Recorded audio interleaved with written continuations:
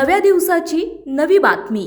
रहाटणी परिसरात मध्यरात्री अज्ञात रिक्षा आणि 4 दुचाकींना पेटवून देण्याचा प्रकार घडला। स्वामी समर्थ कॉलनीत घडलेल्या या घटनेत सीसीटीव्हीत आरोपीचा स्पष्ट सहभाग दिसून आल्याने नागरिकांमध्ये संतापाची लाट आहे। निवडणुकीच्या तोंडावर आणि नववर्ष स्वागताच्या पार्श्वभूमीवर पोलिसांचा बंदोबस्त सुरू असतानाही जाळपोळीची घटना घडल्याने गुन्हेगारांना पोलिसांचा अजिबात धाक राहिलेला नाही का, असा सवाल उपस्थित झाला आहे। अभिषेक राजाराम श्रीनामे वय वर्ष 22 राहणार स्वामी समर्थ कॉलनी रहाटणी असे गुन्हा दाखल झालेल्या आरोपीचे नाव आहे। भगवान अशोक घनाते वय वर्ष 53 राहणार रहाटणी यांनी याबाबत काळेवाडी पोलीस ठाण्यात फिर्याद दिली।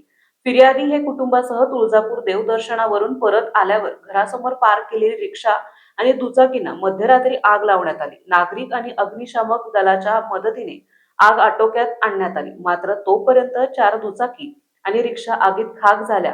सुमारे 3,15,000 रुपयांचे नुकसान झाले आहे। सीसीटीव्ही फुटेजमध्ये आरोपी अभिषेक श्रीनामे हा पेट्रोल ओतून वाहने पेटवत असल्याचं चित्र स्पष्ट दिसत आहे। किरकोळ वाद, वैयक्तिक राग अथवा दहशत निर्माण करण्याचा हेतू यापैकी नक्की काय कारण होतं याचा तपास सुरू आहे। मात्र सध्या घरगुती वादातून सार्वजनिक रस्त्यावर उभी असलेले वाहने जाळण्याइतका अतिरेक केल्याने नागरिकांमध्ये प्रचंड अस्वस्थता आहे। आपल्या परिसरातील महत्त्वाच्या बातम्या पाहण्यासाठी आजच नवप्रभात न्यूज चॅनलला YouTube वर सबस्क्राइब करा आणि बेल आयकॉन प्रेस करा।